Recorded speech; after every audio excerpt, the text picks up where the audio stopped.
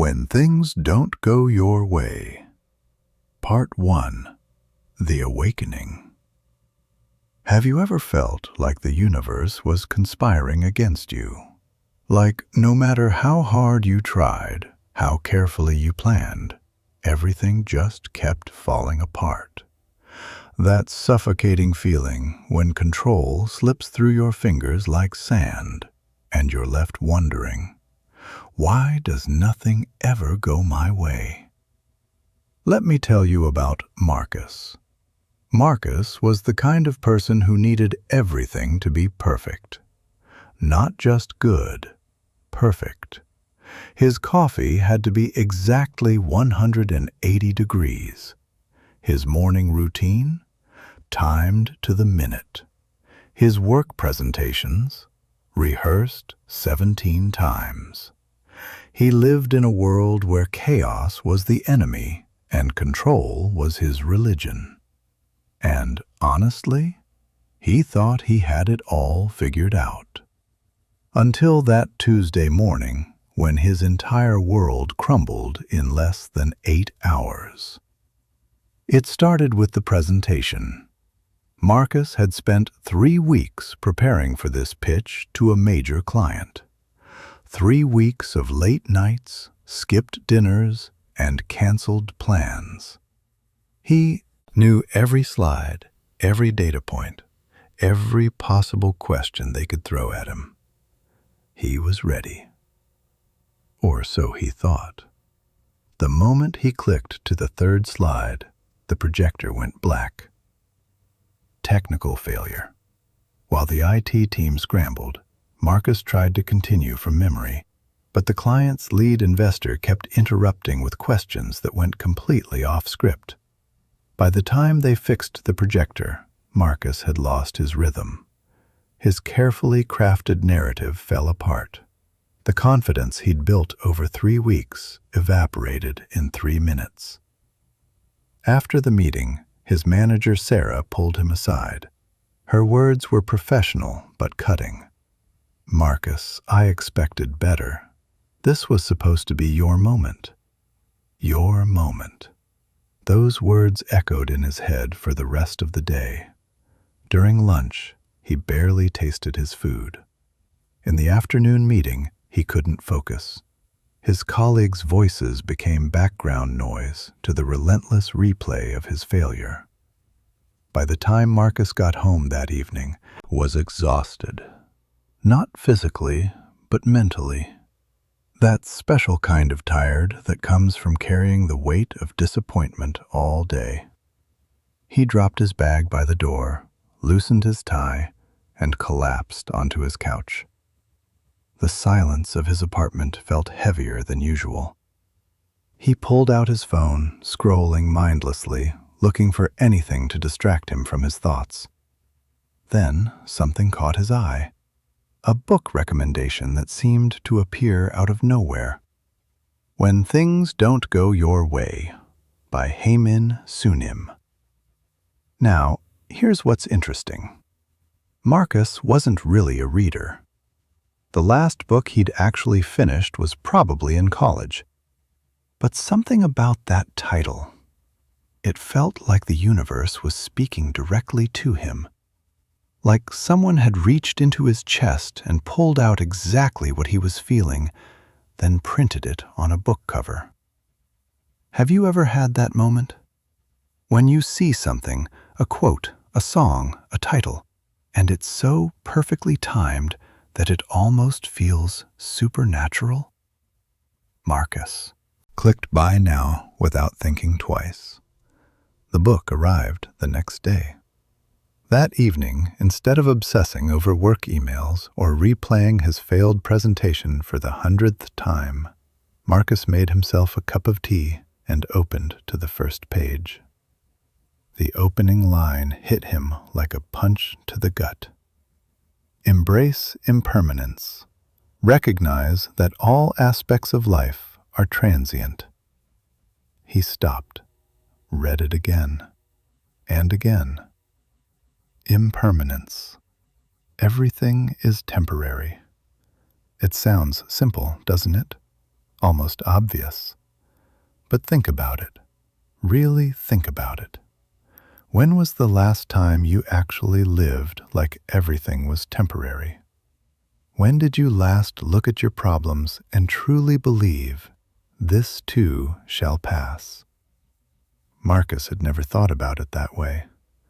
He'd spent his entire adult life trying to create permanence, permanent success, permanent control, permanent perfection. The idea that everything, literally everything, was temporary felt almost threatening. But he kept reading. The book told a story about a small village experiencing a terrible drought. For months, no rain. The crops were dying. The wells were drying up. Every day the villagers would pray, and every day they'd wake up to the same cloudless sky. Their desperation grew. Their fear intensified. Then one day, a wise monk passed through their village. The villagers rushed to him.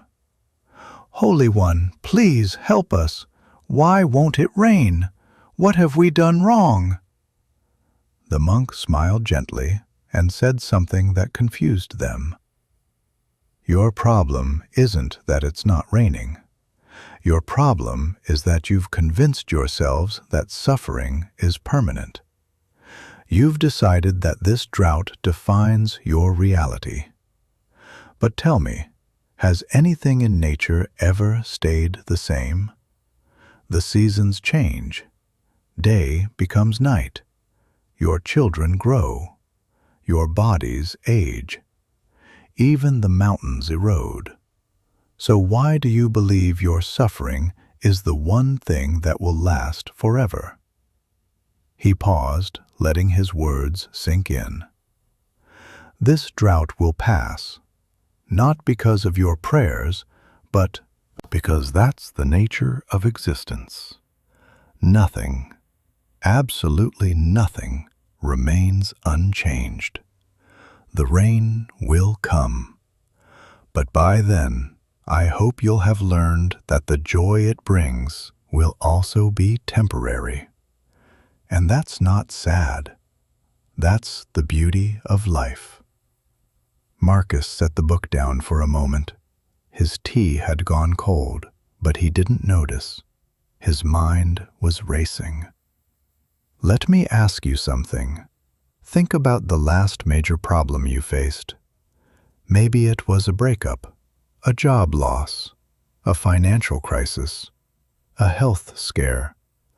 In that moment, didn't it feel permanent? Didn't it feel like you'd never be happy again, never recover, never move past it? But you did, didn't you? You're here now. That crisis that felt eternal? It passed. Now think about your current problems.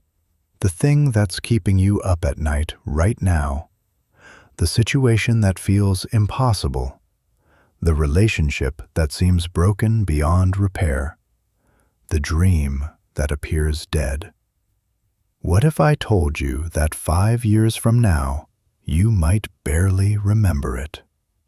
What if this thing that feels so monumentally important right now is just another temporary storm passing through your life? Marcus started thinking about his own life through this lens. He remembered being 16 and failing his driver's test. In that moment, it felt like the end of the world. His friends were getting their licenses, gaining freedom, while he was stuck. He'd cried that night, convinced he'd never pass, that he was somehow fundamentally flawed. But he passed on his second try. And now? He couldn't even remember the specific reason he'd failed the first time. He thought about college, when he'd been rejected from his dream university. He'd been so certain that his life was over, that he'd never succeed. that this one rejection defined his future. He'd spent weeks in depression, watching his friends celebrate their acceptances while he nursed his wounds. But he'd gone to his second choice school, met incredible people, had experiences he wouldn't trade for anything. That rejection that felt permanent, it led him to exactly where he needed to be. And then there was the relationship. Emily. God, he'd been so sure she was the one. When she ended things after 3 years, Marcus had been shattered, absolutely broken. He couldn't eat, couldn't sleep. Every song reminded him of her. Every place held a memory. He'd been convinced he'd never love again, never feel whole again. But he did heal. It took time, longer than he wanted, but he did. And now, he could see that relationship clearly. The red flags he'd ignored, the incompatibilities he'd rationalized. That ending that felt permanent? It was actually the beginning of discovering who he really was. The book continued.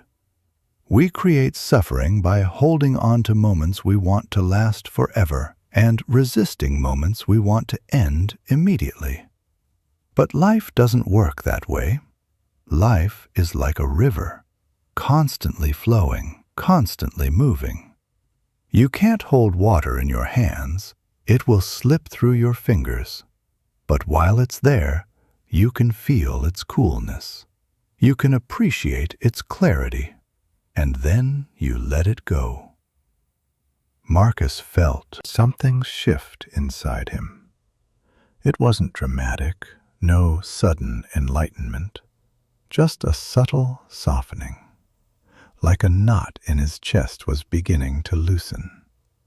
He picked up his phone and opened his notes app. He started writing. Nothing is permanent. Not the good, not the bad. Not success, not failure. Not joy, not pain. Everything flows. Everything changes. Resisting this truth creates suffering. Accepting it creates peace. Now, I want you to pause here with me, because this isn't just Marcus's story. This is about you, too. Think about what you're clinging to right now. Maybe it's a version of yourself that no longer serves you. Maybe it's a relationship that's already over, but you can't admit it. Maybe it's a job that's sucking your soul dry. Maybe it's anger towards someone who hurt you years ago. Maybe it's the way things used to be.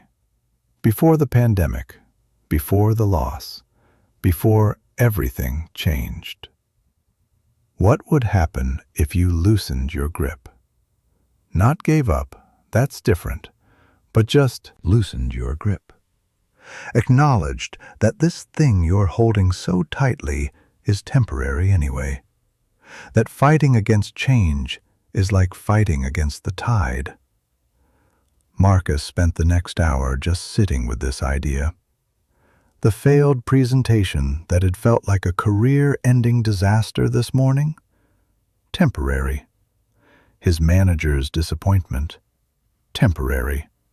His fear of failure? Temporary. Even his need for perfection, that too was just a phase, a pattern he'd learned, not some permanent truth about who he had to be. The book had more to say. When you embrace impermanence, something beautiful happens. You stop taking things for granted. That morning coffee tastes richer because you know this exact moment will never come again. That conversation with a friend becomes more precious because you recognize it's unique and unrepeatable. Even suffering becomes more bearable because you know, truly know, that it will change. Marcus thought about his mother. She'd been battling illness for 2 years now. Every visit, he'd leave feeling heavy, angry at the unfairness of it all. But what if he shifted his perspective? Not to be happy about her illness, that wasn't the point, but to fully appreciate each conversation, each laugh, each moment they had left, because they were temporary, preciously, heartbreakingly temporary. It was getting late. Marcus noticed it was past midnight. Normally, he'd be anxious about losing sleep, worried about being tired tomorrow, trying to control his rest schedule. But tonight, he just let it be. He'd bookmarked the page and set the book on his nightstand. As he lay in bed, his mind felt different, quieter, not empty. There were still thoughts, still concerns, but they didn't have the same grip on him. His failed presentation? It happened. It sucked. But it wasn't permanent truth about his abilities. It was one moment in a river of moments. His manager's words, they stung, but they weren't eternal judgment. They were feedback in a single conversation that would be forgotten in a month. His fear of imperfection? Still there. But maybe it didn't have to rule his life forever. Before sleep took him, Marcus had one more thought. If everything is temporary, then right now, this moment of calm, this small peace, it's temporary too. Which meant he should appreciate it fully, not try to hold on to it, not worry about losing it, just be here. And for the first time in years, Marcus fell asleep without trying to control anything. The next morning was different.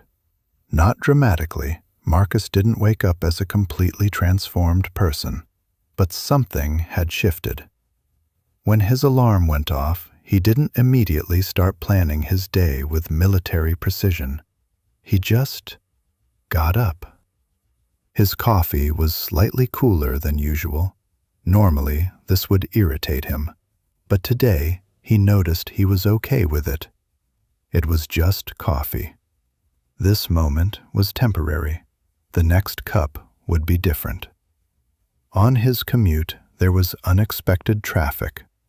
A year ago, even a month ago, Marcus would have been fuming, calculating the minutes he was losing, sending tense messages to his team.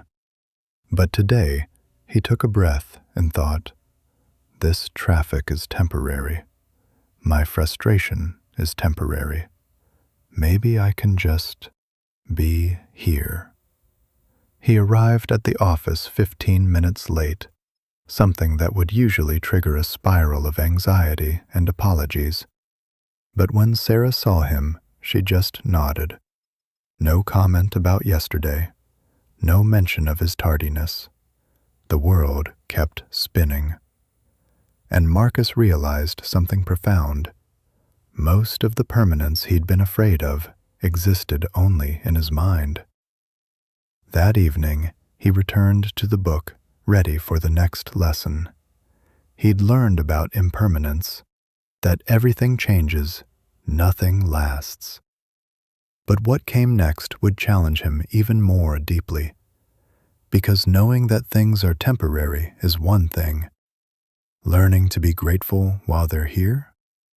That's where the real work begins. Part 2. The Gratitude Shift. The lesson. Practice gratitude. Marcus woke up on Thursday morning with a strange feeling. Not quite peace, he wasn't there yet, but something lighter, like someone had removed a heavy coat he'd been wearing for so long that he'd forgotten it was even there. He went through his morning routine, but this time he was actually present for it. The warm water in the shower, the smell of fresh coffee brewing, the way morning light filtered through his apartment window. Small things, things he'd done 1,000 times before but never really noticed. That evening, after another regular day at work, no disasters, no triumphs, just work, Marcus settled back onto his couch with the book. He turned to the next chapter, and the title immediately caught his attention. Practice Gratitude. Shift your focus from scarcity to abundance. He read the opening paragraph. We spend our lives chasing what we don't have while ignoring what we do. We believe that happiness lives on the other side of achievement, acquisition, or circumstance. But gratitude teaches us something radical. Abundance isn't something we acquire. It's something we recognize. Marcus felt a familiar resistance rising. Here we go, he thought. Another "be grateful for what you have" lecture. He'd heard it 1,000,000 times. His mom used to say it when he complained as a kid. Self-help Instagram posts preached it constantly. But it always felt like a dismissal of real problems, a way to gaslight yourself into accepting less than you deserved. But something made him keep reading. The book continued. Gratitude isn't about denying your struggles or pretending everything is fine. It's not toxic positivity that ignores pain. Real gratitude is the practice of acknowledging both what's broken and what's beautiful. It's holding your difficulties in one hand and your blessings in the other, and choosing, consciously choosing, where you direct your attention. Okay, Marcus thought. That's different. Let me ask you something, and I want you to be really honest with yourself here. When was the last time you truly appreciated something before it was gone? Think about it. We live our lives like everything will always be there. That friend who always picks up when you call, you assume they always will. Your health? You assume it's permanent. Your job, your home, your ability to walk down the street without pain. We treat these things like they're guaranteed, until they're not. Marcus thought about his daily commute. Every single morning, he'd spend 30 minutes annoyed by traffic, frustrated by delays, mentally complaining about everything that was wrong. But not once, literally not once, had he stopped to think, I'm grateful I have a job to commute to. I'm grateful I have a car that works. I'm grateful my legs can press the pedals and my eyes can see the road. The book shared a story that stopped Marcus cold. There was once a successful businessman who complained constantly. His coffee was never hot enough. His employees never worked hard enough. His house was nice, but not as nice as his neighbors. His car was good, but he wanted a better one. He lived in a perpetual state of not enough. One morning, he woke up and couldn't move his legs. A stroke had paralyzed him from the waist down. Suddenly, all those complaints evaporated. He didn't care about the coffee temperature anymore. He didn't care about the car model. He would have given anything, everything, to walk again, to stand, to feel the ground beneath his feet. In the hospital, he told his wife, I spent 30 years complaining about walking upstairs. Now I'd give everything I own to climb just one step. The story ended with a simple question. What are you taking for granted that you'll desperately miss when it's gone. Marcus set the book down. His hands were shaking slightly. He thought about his body. When was the last time he was grateful that his heart was beating, that his lungs were breathing, that his brain was processing thoughts? He'd spent years complaining about minor aches, about not being in perfect shape, about wanting to be taller or more muscular. But his body, this incredible machine, was working right now, keeping him alive. And he'd never once said thank you. He thought about his parents. They were getting older. His dad's memory wasn't what it used to be. His mom's arthritis was getting worse. How many times had he cut phone calls short because he was too busy? How many visits had he postponed? He loved them. Of course he loved them. But he treated their presence in his life like it was infinite. Like there would always be another phone call, another visit, another chance to say the things he needed to say. Now, I need you to do something with me. Stop reading for a moment and look around you. Really look. What do you see that you've been taking for granted? Maybe it's a roof over your head. Millions of people don't have that. Maybe it's food in your refrigerator. Millions are hungry right now. Maybe it's the ability to read these words. Millions can't. Maybe it's someone who loves you, even imperfectly. Millions are completely alone. This isn't about minimizing your struggles. Your problems are real. Your pain is valid. But can both be true? Can you be struggling and blessed at the same time? Marcus decided to try something. The book suggested an exercise. Every day, write down 3 specific things you're grateful for. But here's the key. They can't be generic. Don't write, "my family." Write, "the way my sister laughed at my terrible joke yesterday." Don't write, "my health." Write, "the fact that I could climb 3 flights of stairs without getting winded." He grabbed his notebook and started. Today I'm grateful for 1. The fact that when I woke up this morning, I didn't have any physical pain. My back didn't hurt. My head didn't ache.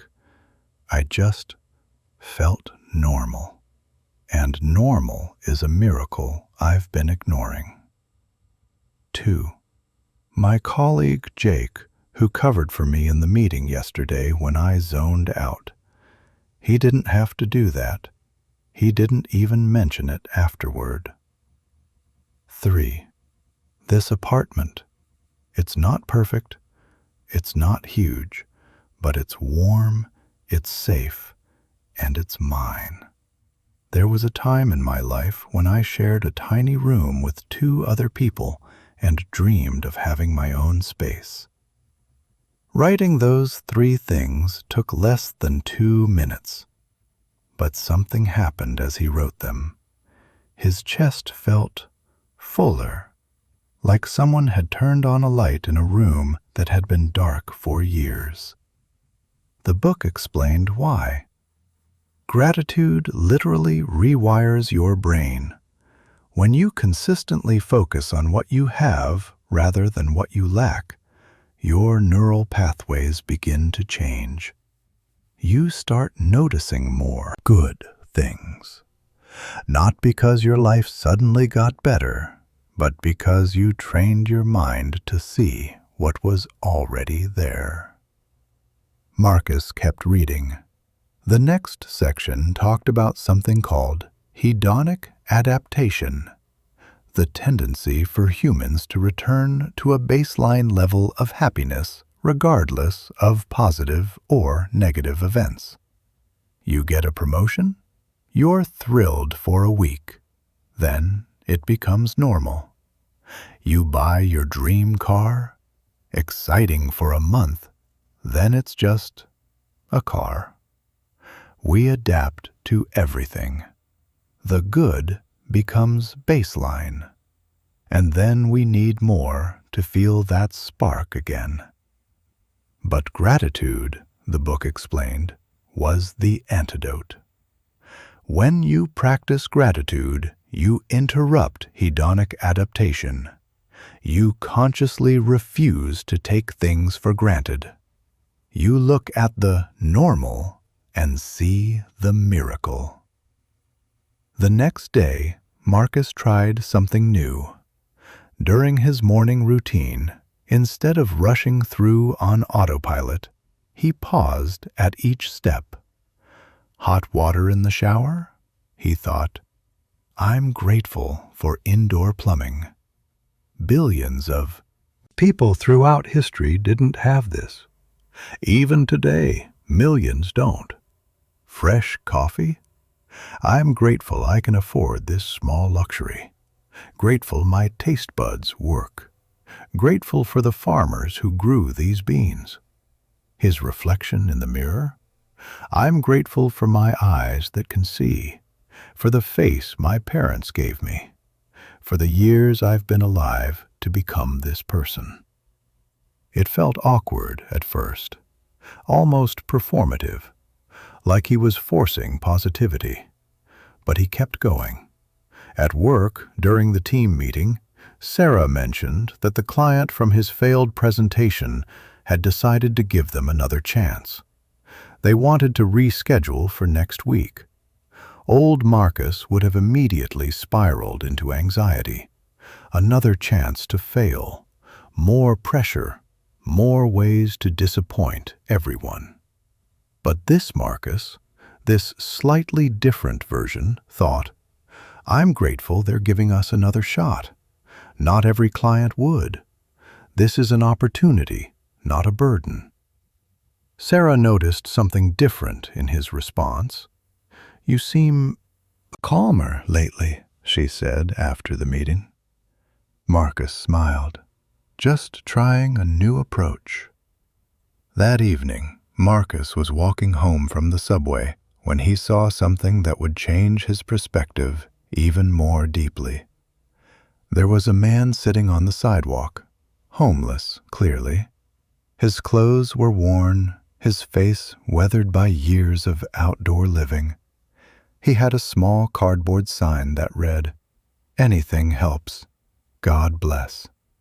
Marcus had passed homeless people hundreds of times. Usually, he'd look away, keep walking, maybe feel a twinge of guilt, but nothing more. But today, something made him stop. He reached into his wallet and pulled out a $20 bill. As he bent down to hand it to the man, their eyes met. Thank you, the man said. His voice was rough but genuine. Thank you so much. Of course, Marcus replied. He started to walk away, but then something made him pause. Hey, can I ask you something? And you can absolutely tell me it's none of my business. The man looked up, curious. Living out here, dealing with everything you deal with, how do you stay positive? That sign says, God bless. You thanked me. Where does that come from? The man was quiet for a moment. Then he smiled, and it was genuine, not bitter, not sarcastic. You want to know the truth? When you lose everything, and I mean everything, you start seeing what actually matters. I used to have what you have. Job, apartment, whole life. Then I lost it all. Addiction, bad choices, circumstances, doesn't matter how now. But you know what? When you're out here, you notice things. He gestured around. I notice when someone makes eye contact instead of looking away. That's huge. I notice when the sun feels warm.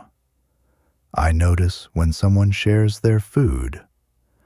I notice when I wake up and my body still works, still gets me through another day.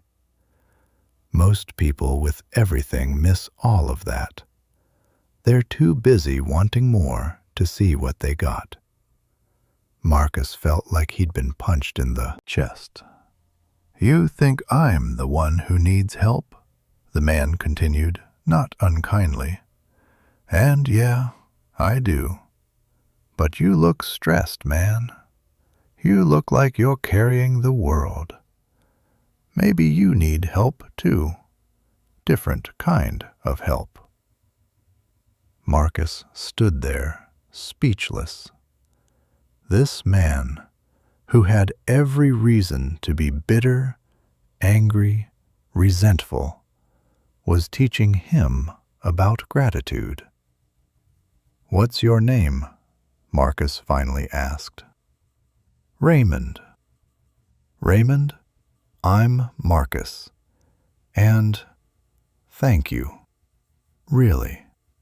You just taught me something important." Raymond nodded. "We all teach each other, man. That's how it works."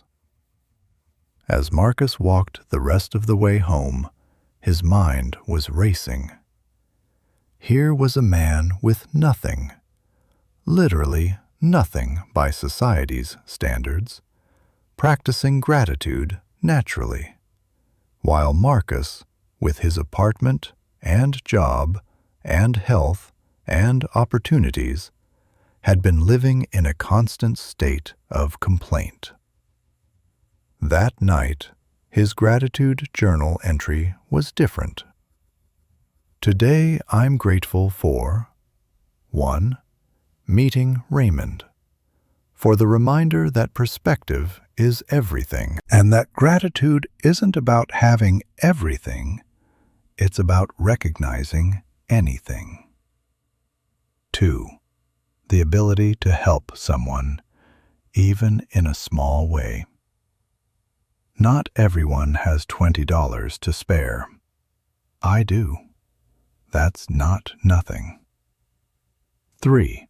This lesson. The uncomfortable, humbling, necessary lesson that I've been living with abundance while feeling scarcity. The book had another exercise. It called it the loss meditation. The instructions were simple but intense. Imagine losing something or someone you take for granted. Really imagine it, in detail. Feel the loss. Sit with the grief. Then open your eyes and realize you haven't lost it. It's still here. How does that feel? Marcus decided to try it. He closed his eyes and imagined losing his eyesight, really losing it, never seeing another sunset, never reading another book, never seeing the faces of people he loved, never watching a movie or noticing the changing seasons or seeing his own reflection. The wave of grief that hit him was real, visceral, terrifying. Then he opened his eyes. He could see. The relief was overwhelming. He looked around his apartment, this space he'd been taking for granted, complaining about being too small or not perfectly decorated. And suddenly, it was beautiful. Every detail, the way the lamp cast light on the wall, the spines of books on his shelf, the plant in the corner that he'd been meaning to water more consistently. He could see all of it, and for the first time, maybe ever, he felt genuinely grateful for his vision. He tried it again with different things, imagined losing his hearing, then opening his ears to the sounds around him, the hum of the refrigerator, distant traffic, his own breathing. All of it suddenly precious. Imagined losing his mobility, then stood up and walked across the room, feeling his legs work, his balance hold, his muscles respond. A miracle happening with every step. By the time he finished, Marcus was crying. Not sad tears, grateful tears. Overwhelmed by how much he had and how little he'd appreciated it. The book's words echoed in his mind. Gratitude isn't about pretending everything is perfect. It's about recognizing that even in imperfection, there is still something beautiful. Even in struggle, there is still something worth appreciating. Marcus thought about his job. Yes, it was stressful. Yes, his presentation had failed. Yes, Sarah could be demanding. But he had a job. In an economy where millions were unemployed, he had steady income, health insurance, opportunities to grow. That wasn't nothing. He thought about his apartment. Yes, it was small.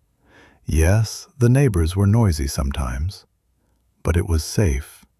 It was warm. It was his sanctuary. Billions of people throughout history would have considered this space a palace. He thought about his body.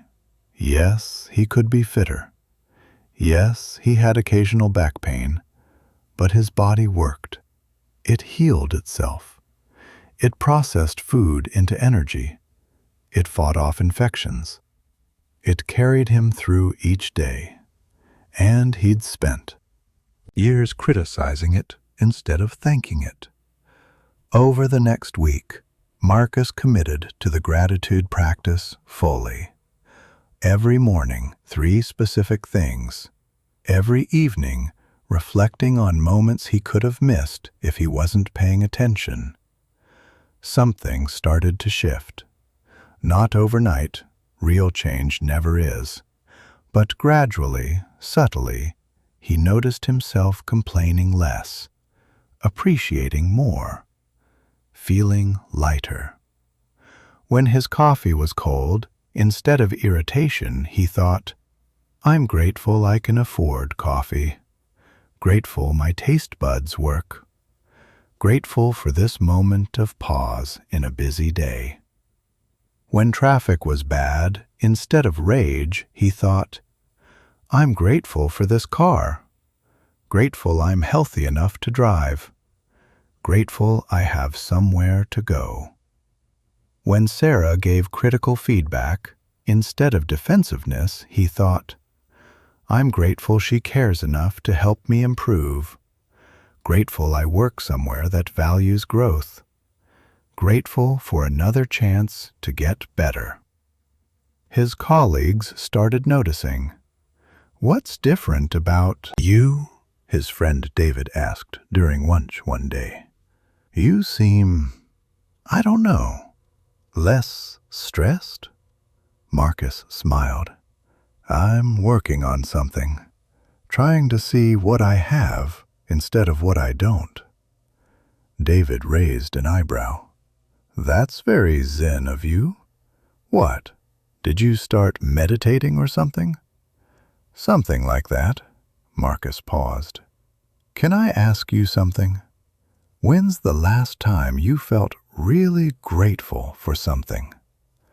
David thought about it. "I mean, I'm grateful for stuff. My family, my job, you know, the usual." "No, I mean really felt it. Not just acknowledged it, but felt it in your chest. When you were overwhelmed by how lucky you are." David was quiet. "Honestly, I can't remember." "Me neither," Marcus said. "Or at least, I couldn't until recently. But I'm trying to change that." That conversation planted a seed in David's mind. Later that week, he texted Marcus. Started keeping a gratitude journal. Felt stupid at first, but I don't know, man. Day 3 and I already feel different. Thank you. This was the ripple effect the book had talked about. Gratitude wasn't just personal transformation, it was contagious. But Marcus was about to learn that gratitude alone wasn't enough. Because knowing what you have and appreciating it is one thing, but what happens when life asks you to do things that scare you, when comfort zones need to be shattered, when growth requires discomfort? That's where the next lesson would take him, and it would be the hardest one yet. Part 3. The Discomfort Zone. The lesson: welcome discomfort. Marcus had been practicing gratitude for 2 weeks now, and something fundamental had shifted. He wasn't happier in the conventional sense. Life hadn't suddenly become easier, but he was more present, more aware, more appreciative of what was already there. But then came Monday morning, and with it, a challenge that would test everything he'd learned. Sarah called a team meeting. "Good news," she announced. "The client from the failed presentation? They're not just giving us another chance. They're bringing their entire board of directors. This is bigger than before. And Marcus?" She looked directly at him. "You're leading it again. 2 weeks from today." The room went silent. All eyes turned to Marcus. Old Marcus would have panicked immediately. The anxiety would have hit like a wave, tightening chest, racing thoughts, that familiar voice saying, "You'll fail again, you always do." But this Marcus took a breath, nodded. "I'll make it count." After the meeting, though, alone in his office, the fear crept in. Not the paralyzing kind, not quite, but a deep, uncomfortable awareness that he was being asked to step back into the exact arena where he'd failed before. That evening, Marcus opened the book to the next chapter. The title made him pause. Welcome Discomfort. The path to growth runs through what scares you. The human instinct is to avoid discomfort at all costs. We build our lives around staying comfortable, staying safe, staying in control. But here's the paradox. The very thing we're running from is the thing that will transform us. Discomfort isn't the enemy of growth. It's the prerequisite. Marcus read that line 3 times. Let me ask you something. Think about the most significant growth you've ever experienced, the moment you became truly different, stronger, more capable. Was it comfortable? Or did it happen precisely because you were pushed beyond your comfort zone? Maybe it was a breakup that forced you to discover who you were outside that relationship. Maybe it was losing a job that pushed you into a career you never would have considered. Maybe it was a health crisis that taught you what your body could endure. Maybe it was a conversation you were terrified to have that ultimately changed everything. Growth and comfort don't coexist. They never have. They never will.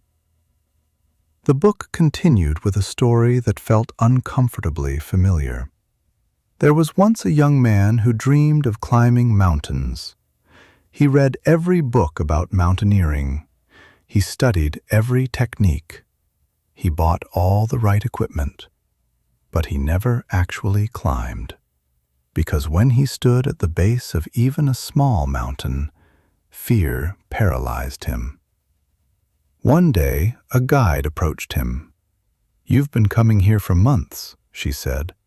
"Why haven't you started climbing?"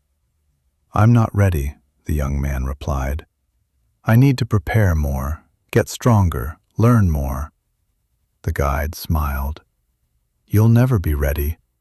That feeling you're waiting to go away, that nervousness, that's not a sign you're not ready. That's the sign you're exactly where you need to be. The only way through it is through it." She started walking up the trail. "You coming or not?" The young man hesitated. Every fiber of his being wanted to say no, to wait, to prepare more. But something made him take that first step, then another. His legs burned. His breath came heavy. Every part of him wanted to stop, but he didn't. Hours later, standing at the summit, exhausted and exhilarated, he understood something profound. The discomfort hadn't been a warning sign. It had been the doorway. Marcus closed the book and sat in silence. He thought about all the times he'd avoided discomfort, all the opportunities he'd passed up because they felt too scary, too uncertain, too outside his control. He'd turned down a chance to speak at an industry conference because public speaking terrified him. He'd avoided difficult conversations with his family because emotional vulnerability was uncomfortable. He'd stayed in his comfort zone at work, never volunteering for challenging projects because failure felt too risky. And what had all that avoidance gotten him? Safety, yes, but also stagnation. He was the same person at 32 that he'd been at 25. Same fears, same limitations, same small life. The book offered a radical proposition. What if you started seeking out discomfort, not recklessly, not jumping off cliffs or making stupid decisions, but intentionally placing yourself in situations that make you uncomfortable? Small things, daily practice, training your nervous system to stop seeing discomfort as danger and start seeing it as opportunity. It suggested a simple exercise. Every day, do one thing that makes you uncomfortable. Not dangerous, not harmful, just uncomfortable. Cold shower, different route to work, conversation you've been avoiding. Ask a question in a meeting. Order something unfamiliar at a restaurant. Small acts of courage compound. Marcus decided to start immediately. Tomorrow morning, one uncomfortable thing per day. The next morning, Marcus stood in his bathroom, hand on the shower knob, debating with himself. He'd always been a hot shower person. The hotter, the better. It was his morning comfort, his way of easing into the day. But today, he was going to do something different. He turned the knob all the way to cold and stepped in before he could change his mind. The shock was intense. His body screamed at him to get out. Every instinct said this was wrong, unnecessary, cruel. His breath came in gasps. His muscles tensed. For the first 30 seconds, he hated everything about it. But then something shifted. His breathing regulated. His body adapted. The cold water stopped feeling like an assault and started feeling like clarity, intensity, aliveness. When he stepped out 3 minutes later, his entire body was tingling. He felt awake in a way coffee never made him feel. And more than that, he felt proud. He'd done something uncomfortable by choice. He'd proven to himself that he could. It was such a small thing, objectively meaningless. But it mattered, because it wasn't really about the cold shower. It was about showing himself that discomfort wouldn't kill him. that he was stronger than his comfort-seeking brain wanted him to believe. At work, Marcus made himself do another uncomfortable thing. During the morning meeting, when Sarah asked if anyone had ideas for the upcoming presentation strategy, Marcus raised his hand. His heart was pounding. Usually, he'd wait for others to speak first, see which way the conversation was going, offer safe, agreeable suggestions. But today, he spoke up first. "I think we should completely change our approach," he said. "Last time, we tried to impress them with data. But I think what they actually want is authenticity. They want to understand why we care, not just what we know." The room was quiet. Marcus's palms were sweating. Maybe he'd overstepped. Maybe this was stupid. Maybe. "That's actually brilliant," Sarah said. "Go on." The conversation that followed was energizing. His idea sparked others. The team built on his suggestion, creating something better than he could have alone. And it all started because he'd been willing to feel uncomfortable. Over lunch, David noticed the change. "Dude, you were on fire in that meeting. What's gotten into you?" Marcus smiled. "I'm practicing something. Doing things that scare me. On purpose." "Why would you do that?" "Because I realized something. Every time I avoid discomfort, I stay exactly who I am. But every time I lean into it, I become who I could be. And honestly, who I am now isn't enough anymore." David looked at him thoughtfully. "That's actually profound. Is this from that book you mentioned?" "Yeah, and from just noticing my own life. I've spent 32 years playing it safe, being careful, avoiding anything that might make me uncomfortable. And you know what I have to show for it? A safe, small, boring life where I'm terrified of my own shadow." "Come on, you're not—" "I am, though. Or I was. I turned down the conference speaking opportunity last year because standing on stage terrified me. I never voice my real opinions in meetings because disagreeing is uncomfortable. I haven't traveled anywhere unfamiliar in years because new places make me anxious. I'm living in a prison I built myself, and the bars are made of comfort." David was quiet. "So what are you going to do about it?" "I'm going to break out, one uncomfortable choice at a time." That week, Marcus committed fully to the daily discomfort practice. Each day brought a new, small challenge. Tuesday, he took a different route to work. It added 10 minutes to his commute, but he saw parts of the city he'd never noticed before. The discomfort of unfamiliarity gave way to curiosity. Wednesday, he called his father and had a real conversation. Not the usual surface-level, "How's work? How's the weather?" exchange, but an actual, vulnerable discussion about their relationship. It was awkward. There were long pauses. But by the end, his father said something he'd never said before. "I'm proud of who you're becoming." Marcus cried after hanging up. Thursday, he went to the gym and tried a class he'd always been intimidated by: Brazilian Jiu-Jitsu. He was terrible at it.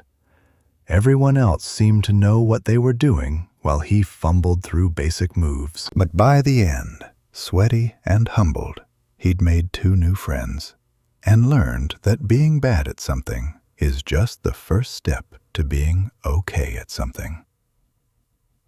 Friday. He ate lunch in the company cafeteria instead of alone at his desk.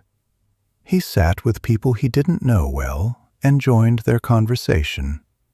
It was uncomfortable. He wasn't naturally good at small talk, but it was also nice, human, connected. Each of these things was small, insignificant in isolation, but together they were changing something fundamental.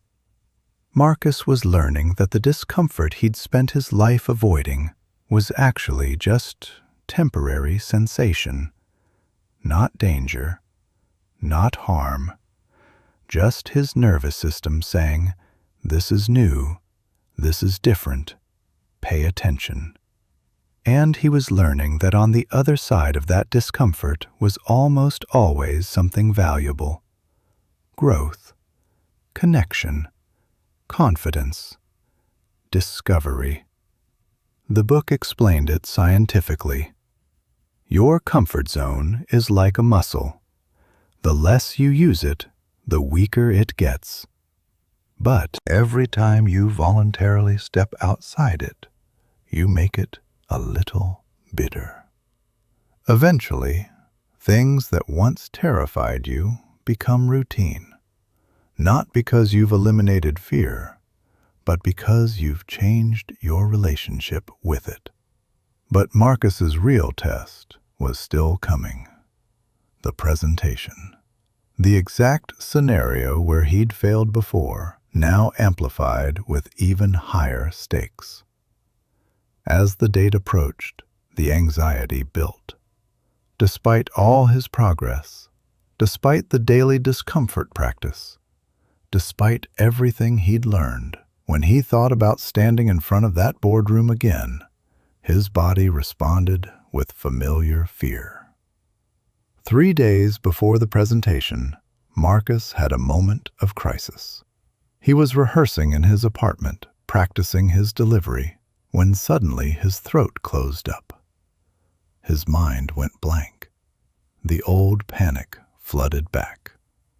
He sat down hard on his couch, head in his hands. "I can't do this," he whispered. "I'm going to fail again." For a moment, he considered it, really considered it. Faking sick, asking Sarah to let someone else present, finding any escape route from this discomfort. But then he remembered the book. He remembered Raymond on the street. He remembered the cold shower that first morning. He remembered every small, uncomfortable choice he'd made that led to something better. He picked up the book and flipped through until he found the passage he needed. The voice that says you can't is your comfort zone trying to protect you. But it doesn't know the difference between actual danger and growth opportunity. Your job isn't to eliminate that voice. It's to thank it for trying to help, and then do the thing anyway. Courage isn't the absence of fear. It's taking action despite fear. It's saying, "I feel this discomfort, and I'm going to move toward it anyway." Marcus took a deep breath, then another. He stood up and looked at himself in the mirror. "Okay," he said out loud. "I'm scared. I acknowledge that.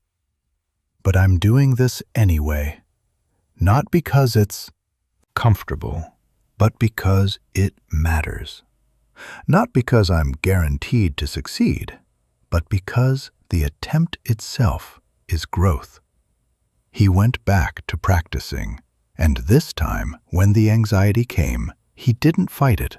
He felt it, acknowledged it, and kept going. The morning of the presentation, Marcus woke up early. His stomach was tight.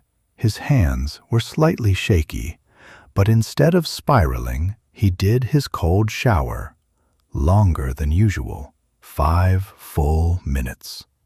When he emerged, shivering but alert, he thought, if I can stand in ice-cold water for 5 minutes, I can stand in front of a boardroom for 30.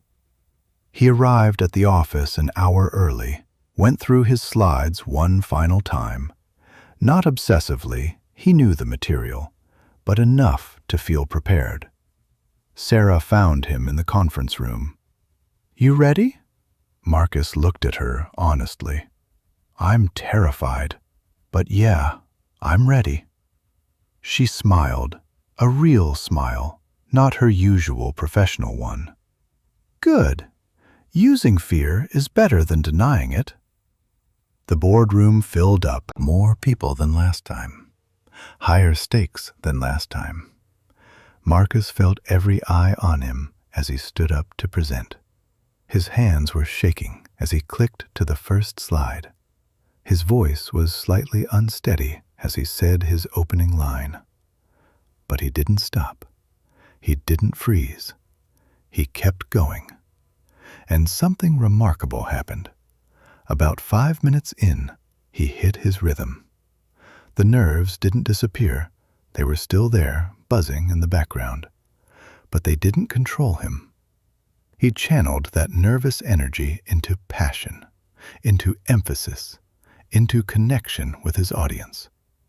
When someone interrupted with a challenging question, instead of panicking like last time, he paused, took a breath, said, "That's a great question. Let me think about the best way to answer that," and then gave a thoughtful response. He wasn't perfect. He stumbled over a few words. One transition was awkward. A slide didn't load properly, and he had to improvise. But he was present. He was authentic. He was, as David had said, on fire. When he finished, the room was quiet for a moment. Then the lead investor, the same one who'd torn him apart last time, spoke up. "That," she said, "was exactly what we needed to hear. You didn't just give us data. You gave us vision. You gave us trust. Well done." The meeting ended with a deal. Not just a contract, but a partnership. They were going forward together. As people filed out, Sarah pulled Marcus aside. "What changed?" she asked, "between last time and this time?" Marcus thought about it. "Last time I was trying to be perfect, trying to control everything, trying to avoid any possibility of failure or discomfort.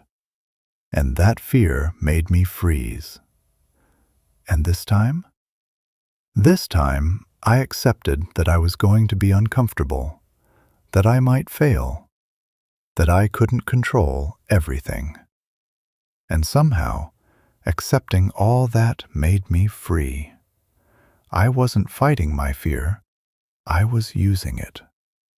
Sarah nodded slowly. "That's the difference between amateurs and professionals. Amateurs wait until they feel ready. Professionals do it scared." That night, Marcus wrote in his journal, "Today I learned that courage isn't feeling brave.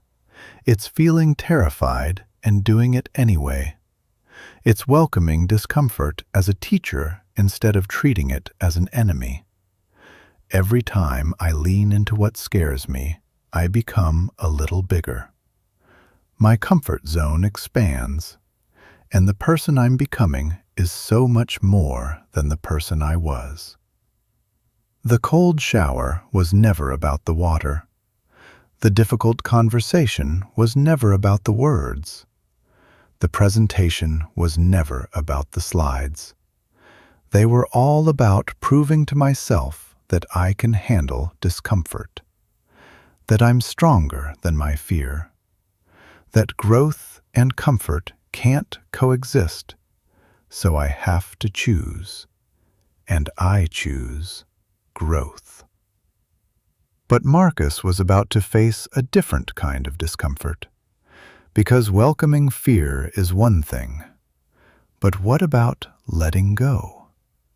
What about the things we cling to that no longer serve us? What about knowing when to release our grip? That lesson was coming, and it would break him open in ways he didn't expect. Part 4. The Art of Release. The lesson: know when to let go. Marcus was riding high. The successful presentation had earned him recognition across the company. Sarah had hinted at a promotion. His confidence, built through weeks of deliberate discomfort, was stronger than ever. He felt like he'd finally cracked the code. Embrace impermanence, practice gratitude, welcome discomfort. Life was starting to make sense. And then the universe reminded him that understanding principles and living them are two very different things. It happened on a Wednesday afternoon. Marcus had been working for 6 months on something he called Project Apex, a comprehensive platform redesign that he'd conceived, pitched, and led from the ground up. It was his baby, his masterpiece, the thing he'd been pouring his heart into, often staying late, sometimes working weekends, because he believed in it so deeply. This project wasn't just work to Marcus. It was proof. Proof that he could lead. Proof that he could innovate. Proof that he was more than just another employee executing someone else's vision. He'd attached his entire sense of professional identity to it. Sarah called him into her office. The moment he saw her face, he knew. "Marcus, sit down. We need to talk about Project Apex." His stomach dropped. "Is there a problem with the timeline? Because the project is being canceled." The words hit him like a physical blow. "What? Why? We're so close to—" "The board made a decision. Market conditions have changed. They're reallocating resources to a different initiative. It's not about the quality of your work. It's just business." Marcus felt like the ground had disappeared beneath him. 6 months, he said quietly. "I've spent 6 months on this. We're 2 weeks from launch. Everything is ready." "I know, and I fought for it, Marcus. I really did. But this came from above my head. The decision is final." He walked out of her office in a daze. Back at his desk, he stared at his computer screen, at the hundreds of files, the thousands of decisions, the countless hours of work that had just been declared worthless. That night, Marcus couldn't even bring himself to open the book. He sat on his couch, staring at nothing, feeling something he hadn't felt in weeks. That old, familiar sense of powerlessness, of wasted effort, of cosmic unfairness. All that work, all that passion, all those late nights and sacrificed weekends, for nothing. He texted David, "Project Apex is dead. 6 months of my life just erased. I don't even know what to feel." David's response came quickly. "That's brutal, man. I'm sorry. Want to grab a drink?" They met at a quiet bar downtown.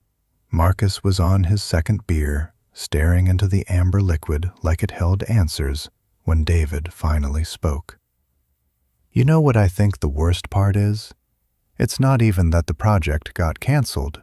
It's that you tied so much of yourself to it. Like, If the project succeeded, you succeeded. If it failed, I failed, Marcus finished. Yeah, I know, and I thought I'd learned better. I thought all this work I'd been doing, the gratitude, the discomfort, all of it, I thought it was changing me. But here I am, right back where I started, devastated by something I can't control. David took a drink. Maybe that's not quite right. Maybe you're not back where you started. Maybe you're just learning the next lesson. What lesson? That nothing matters? That effort is pointless? No, that sometimes you have to let go. Marcus looked at his friend. You been reading my book? David laughed. No, just observing your journey. You've been telling me about impermanence and gratitude and facing fear, but you haven't said much about releasing things, about knowing when to stop holding on. That night, Marcus finally opened the book to the next chapter. The title felt like it was written specifically for this moment. Know when to let go, the wisdom of release. We live in a culture that celebrates persistence. Never give up. Keep fighting. Winners never quit. But that's only half the truth. The other half, the part we rarely talk about, is that sometimes the bravest thing you can do is let go. Not because you're weak, but because you're wise enough to recognize when holding on is causing more harm than good. Marcus felt something crack open in his chest. He kept reading. There's a story about a monkey trap used in some parts of the world. It's simple. A jar with a narrow neck and a treat inside. The opening is just big enough for the monkey's empty hand to reach in. But when the monkey grabs the treat and makes a fist, the hand won't fit back through the opening. The monkey is trapped, not by the jar, but by its own refusal to let go. All it has to do is release the treat and it's free. But it won't. It will sit there, trapped by its own grip, sometimes until it dies. The trap isn't the jar. The trap is the inability to let go. Marcus read that paragraph 3 times. He thought about his project, about how tightly he'd been gripping it, about how his identity had become fused with its success, about how he'd essentially trapped himself. The book continued. Letting go doesn't mean you didn't try hard enough. It doesn't mean you're giving up. It means you're wise enough to recognize when continuing to hold on is preventing you from moving forward. Some things are meant to be temporary teachers, not permanent possessions. Let me ask you something. What are you holding on to right now that's keeping you trapped? Maybe it's a relationship that ended years ago, but you're still replaying. Maybe it's a version of yourself that no longer fits, but you can't seem to outgrow. Maybe it's anger towards someone who hurt you, and carrying that anger is heavier than the original wound. Maybe it's a dream that was right for who you were, but wrong for who you're becoming. What would happen if you just opened your hand, released your grip, let it go? Marcus thought about all the things he'd been holding on to. Not just the project, that was just the most obvious one, but deeper things. He'd been holding on to the belief that his worth was determined by his productivity, that if he wasn't achieving, He wasn't valuable.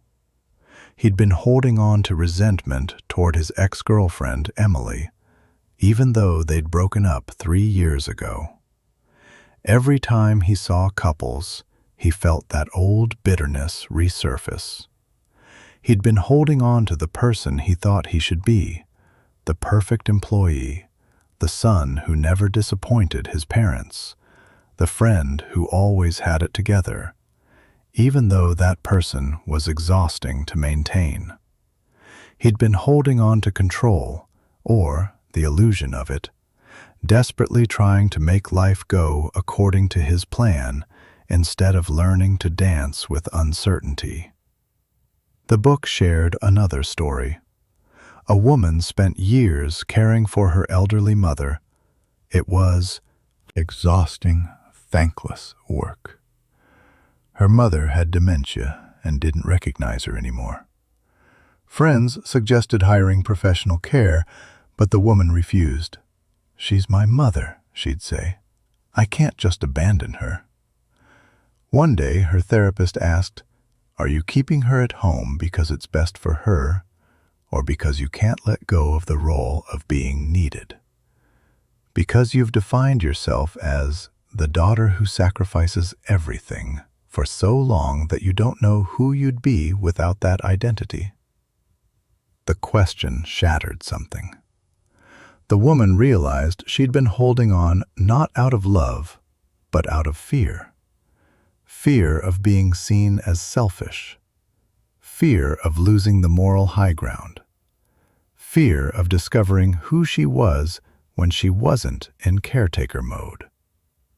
When she finally arranged professional care and created space for herself, something unexpected happened.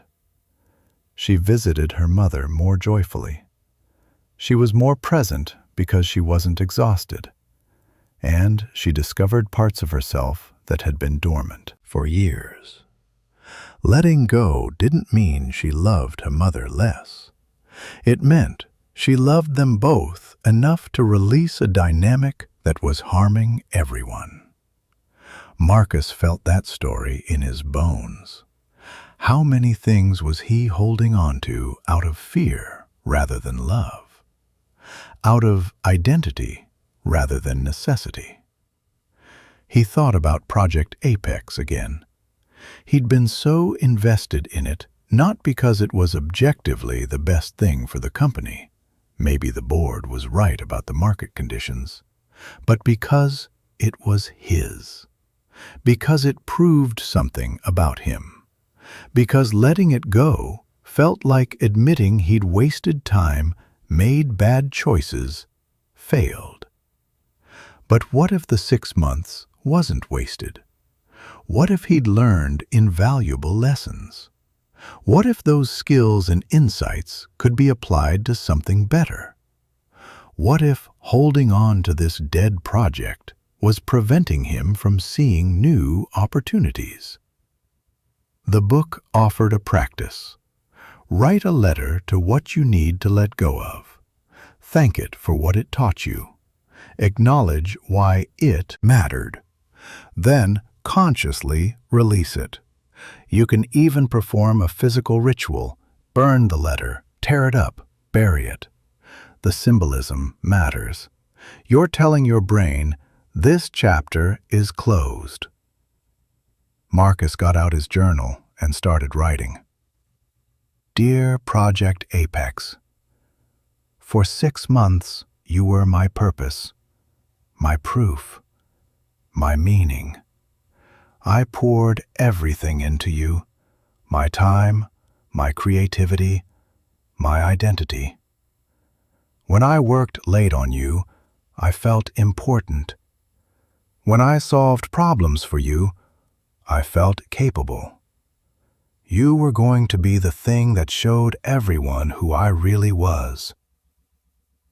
But that was the problem, wasn't it? I attached my worth to your success. I made you bigger than a project. I made you a referendum on my value as a person. And that wasn't fair to either of us. You're gone now. canceled, over. And I'm sitting here feeling like I've lost something essential. But maybe what I've really lost is an illusion. The illusion that external achievements make me matter. The illusion that I can control outcomes if I just work hard enough. The illusion that holding on is always stronger than letting go. Thank you for what you taught me. I learned technical skills I didn't have before. I learned to lead a team. I learned to manage complexity. Those lessons are mine forever, even though you're not. But more than that, you're teaching me right now that I'm not what I do. My worth isn't determined by which projects succeed or fail. I'm valuable because I exist, because I try, because I'm willing to care deeply even when things don't work out. So I'm letting you go, not with bitterness, but with gratitude. You were a chapter, not the whole story, and I need to turn the page. Thank you, and goodbye. Marcus. He read the letter 3 times. Then, in a moment of impulse, he walked to his kitchen, held the paper over the sink, and lit it with a match. He watched it burn, the edges curling and blackening, the words disappearing into smoke and ash. It felt ceremonial, significant, like he was physically releasing something he'd been clutching too tightly. The next morning, Marcus felt different, lighter. The disappointment was still there. He wasn't pretending it didn't hurt, but it wasn't consuming him. He could hold the loss in one hand and possibility in the other. At work, he had a conversation with Sarah that he'd been avoiding. "I've been thinking," he said, "about Project Apex, and I realize I made it too personal. I attached my identity to it in a way that wasn't healthy. So I want to say 2 things. First, thank you for giving me the chance to lead it. I learned more from those 6 months than from the previous 6 years. Second, I'm ready to let it go, fully, and focus on what's next." Sarah studied him. "You've really changed, you know. 6 months ago, this conversation would have gone very differently.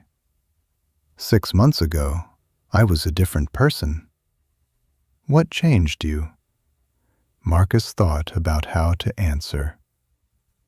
"I'm learning that life isn't about controlling outcomes. It's about showing up fully, doing your best, and then releasing attachment to how things turn out. I can't control whether projects get canceled, but I can control whether I let that define me." That conversation opened something up. By the end of the week, Sarah assigned him to a new initiative, different from Project Apex, but potentially even more impactful. And Marcus approached it differently this time. He worked hard, but he didn't make it his identity. He cared deeply, but he held it loosely. But letting go of the project was just the beginning. Marcus was about to face a much harder release. That weekend, scrolling through social media, he saw a post that stopped him cold.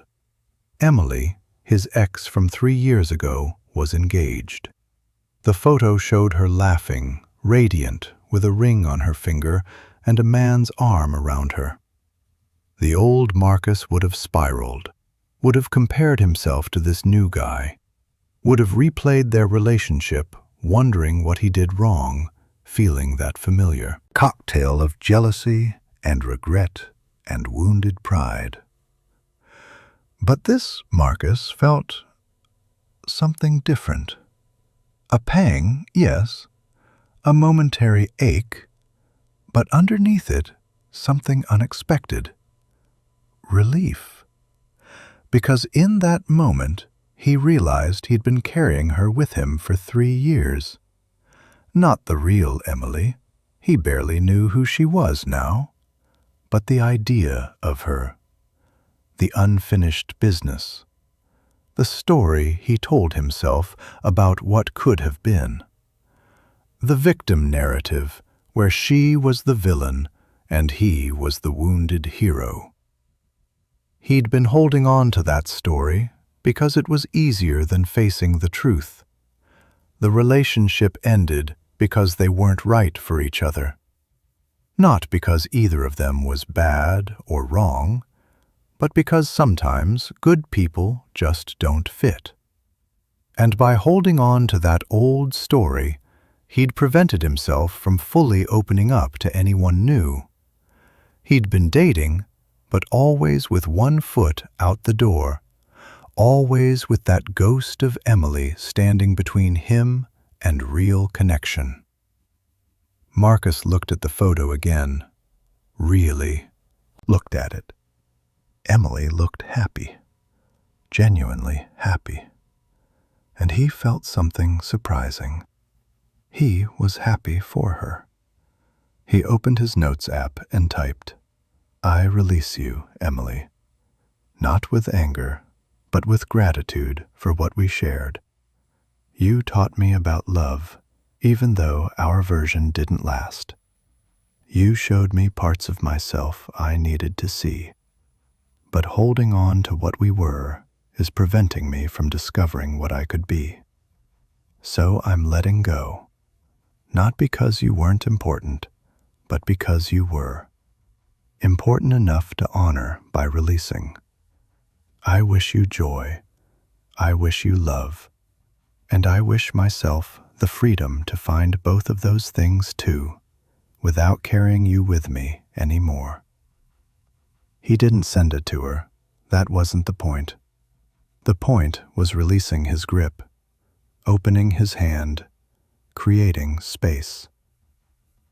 That night, David came over for dinner. As they cooked together, something they'd started doing weekly, Marcus told him about the Emily photo. "How did it feel?" David asked, chopping vegetables. "Weird, but good." Weird. Like I'd been carrying a backpack full of rocks and didn't realize how heavy it was until I put it down. So what now? Now I figure out who I am without all the things I've been holding on to. Without defining myself by my work. Without carrying old relationships.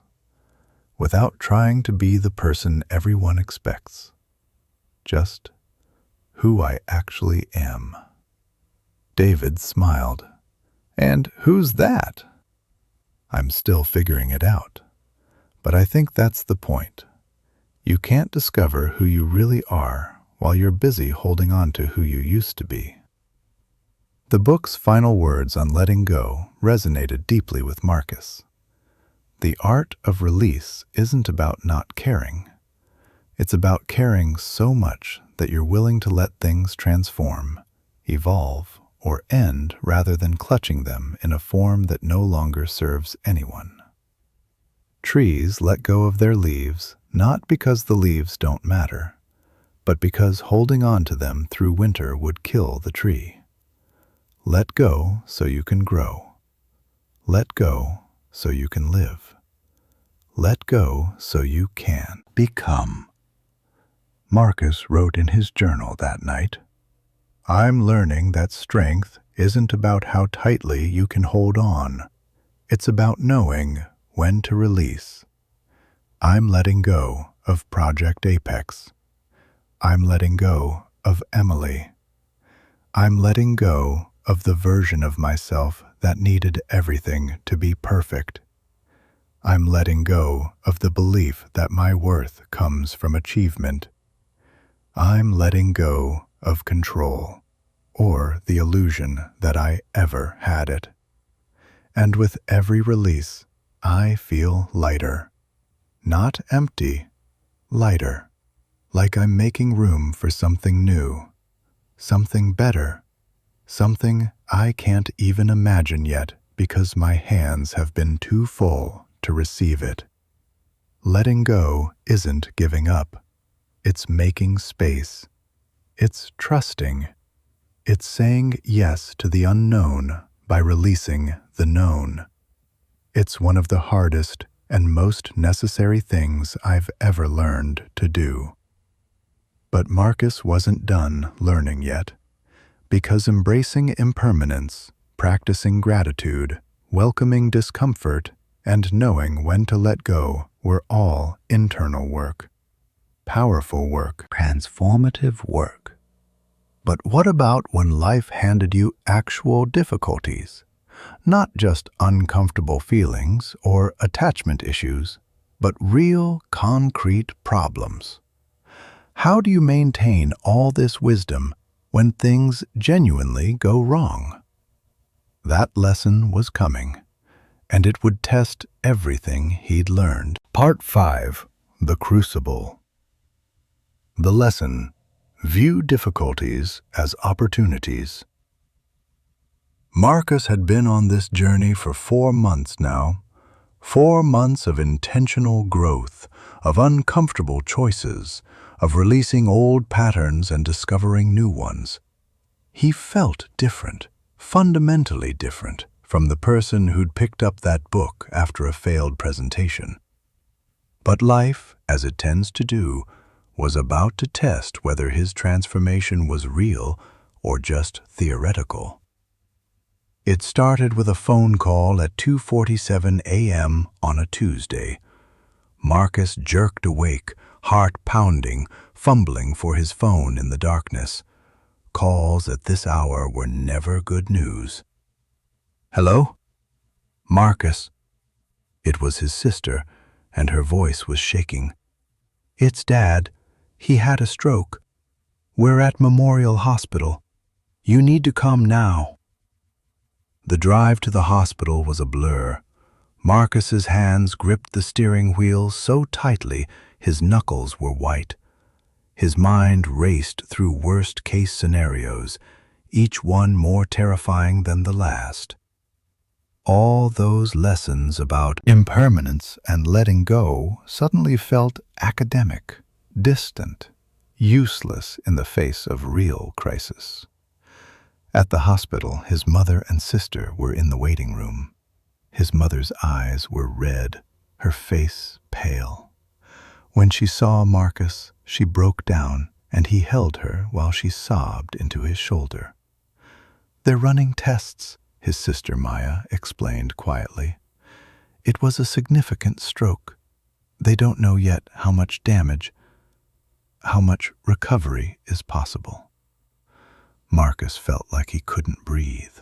His father, the man who'd taught him to ride a bike, who'd shown up at every one of his school events, who still called every Sunday just to check in, was lying somewhere in this hospital, fighting for his life.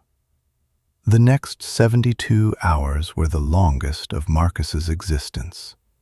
His father survived, but the stroke had affected his speech and mobility. The right side of his body was partially paralyzed. The doctors said recovery was possible, but it would be slow, difficult, uncertain. Marcus took emergency leave from work. He spent his days at the hospital, then at his parents' house, helping his mother navigate the sudden chaos of medical equipment, physical therapy schedules, and insurance paperwork. At night, he'd collapse into his childhood bed, exhausted and terrified. 1 week into this new reality, Marcus found himself sitting alone in his parents' backyard at midnight. He'd snuck outside because he couldn't sleep, couldn't think, couldn't do anything except feel the crushing weight of helplessness. He pulled out his phone and stared at it. He hadn't opened the book in a week, hadn't done his gratitude practice, hadn't done his cold showers or his discomfort challenges. All of that felt frivolous now, like playing at wisdom while real life was happening. But something made him open the book app and navigate to the next chapter. Maybe desperation, maybe habit, maybe hope. View difficulties as opportunities, the alchemy of adversity. Marcus almost threw his phone. Opportunities? His father couldn't speak properly, couldn't walk without help, couldn't do any of the things that had defined his independence. What possible opportunity was there in this nightmare? But he kept reading, if only because sitting in the dark doing nothing felt worse. This is the hardest lesson, the one that sounds like toxic positivity when you first hear it. View difficulties as opportunities? When you're in genuine crisis, that can feel insulting, dismissive, like someone who's never suffered trying to philosophy away real pain. So let me be clear. I'm not asking you to be happy about difficulty. I'm not suggesting you deny suffering or pretend everything is fine. I'm asking you to consider something more nuanced. That within every difficulty, no matter how painful, there exists a potential for growth, wisdom, or transformation that wouldn't be available any other way. The book told a story that stopped Marcus mid-thought. In ancient times, there was a master sculptor whose work was renowned throughout the land. One day, a young apprentice asked him, "Master, how do you create such beautiful works?" The sculptor held up a rough piece of marble. "You see this stone? Inside it is the most magnificent statue ever created. My job isn't to create the beauty. It's to chip away everything that isn't the statue. I strike the stone again and again. Each strike could be seen as violence, as destruction. But each strike is actually revelation. The difficulty isn't preventing the beauty, it's revealing it." He paused, running his hand over the rough stone. The same is true for humans. Life strikes us again and again, and we can see these strikes as purely destructive, as meaningless suffering. Or we can see them as the chisel that reveals who we truly are underneath all the excess we've been carrying. Marcus sat with that image. His father's stroke was a strike, a devastating, unwanted, horrible strike. But could it also be revealing something? He thought about the past week. Yes, it had been terrifying. Yes, it had been exhausting. But what had he learned? What had been revealed? He'd learned that his father's love wasn't dependent on his father's ability to speak clearly. When his dad struggled to form words, and Marcus had to lean close to understand, the emotion behind those garbled syllables was clearer than any speech. He'd learned that his mother was stronger than he'd ever given her credit for. He'd always seen her as fragile, someone who needed protecting. But watching her adapt to this crisis with determined grace showed him a strength he'd never noticed before. He'd learned that Maya, his younger sister, who he'd always seen as the scattered, irresponsible one, was actually incredibly capable in a crisis. She'd organized everything, the medical information, the schedule, the family communications, with efficiency he hadn't known she possessed. And he'd learned something about himself. In the face of real adversity, all his perfectionism, all his need for control, all his careful planning, none of it mattered. What mattered was showing up, being present, holding his mother when she cried, helping his father to the bathroom at 3 a.m., making coffee, doing laundry, the small, unglamorous work of love. The book continued, "Every difficulty presents you with a choice. You can ask, 'Why is this happening to me?' which leads to victimhood and bitterness.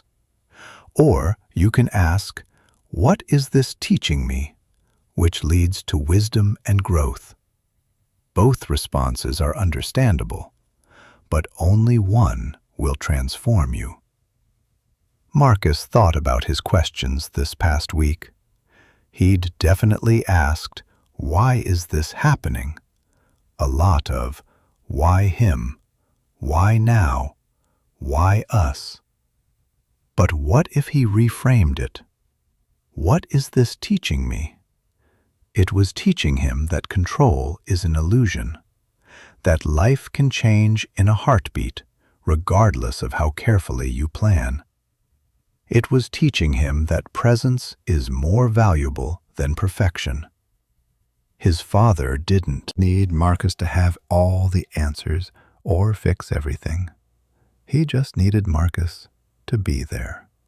It was teaching him about priorities. All those late nights at work, all those times he'd been too busy to call his parents, they felt devastatingly short-sighted now. Time with the people you love isn't something to schedule around work. Work is what you schedule around love. It was teaching him about resilience. His family was going through hell, but they were going through it together, and that togetherness was revealing a strength he hadn't known existed. It was teaching him about impermanence in the most visceral way possible. His father would recover, or he wouldn't. Life would return to normal, or it would become a new normal. Either way, everything would change, and fighting that change was pointless. The only choice was how to move through it. The next morning, Marcus did something he hadn't done in a week. He took a cold shower. It felt almost absurd. His father was struggling to relearn basic movements, and Marcus was standing in cold water by choice. But somehow it mattered. It was a small act of maintaining himself, of remembering that he needed to stay strong to help his family stay strong. At the hospital, during his father's physical therapy session, Marcus watched the therapist work with his dad on basic movements. His father was frustrated, trying to lift his arm and having it barely move. Sweat beaded on his forehead from the effort of something that used to be effortless. "Mr. Carter," the therapist said gently, "every tiny movement is progress. You're literally rewiring your brain right now, creating new pathways. That's extraordinary." His father managed a crooked smile. "Feels more like failing." "No," the therapist said firmly. "Failing would be not trying. This is fighting. This is growing. Every difficulty you overcome here is making you stronger in ways you can't see yet." Marcus felt tears prick his eyes. His father was viewing this difficulty as failure. But what if he could help him reframe it? After the session, as Marcus wheeled his father back to his room, he said, "Dad, can I tell you something?" His father nodded. "This past week has been the hardest of my life. Watching you go through this, feeling helpless, being scared, it's been awful. But you know what else it's been? It's been the most important week of my life." His father looked at him questioningly. Because I've learned what really matters. I've learned that I love you more than I can express. I've learned that Mom is tougher than any of us knew.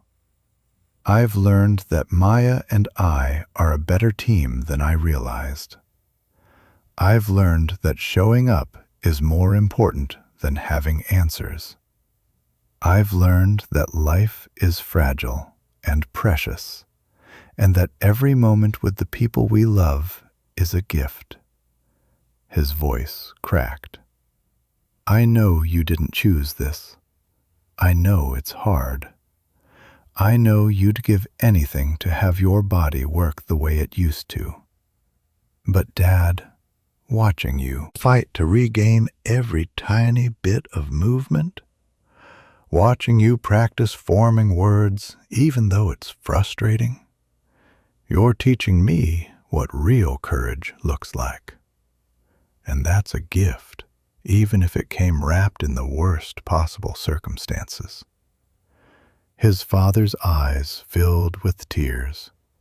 He reached out his left hand, the one that still worked, and gripped Marcus's hand tightly.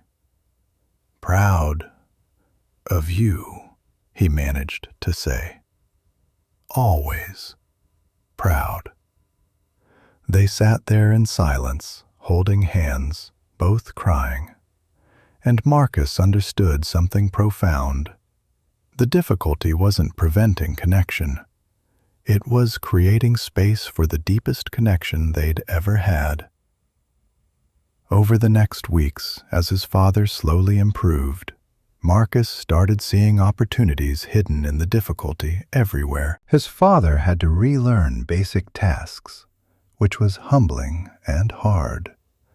But it was also teaching him patience he'd never had before, teaching him to accept help instead of always being the helper, teaching him that worth isn't based on capability.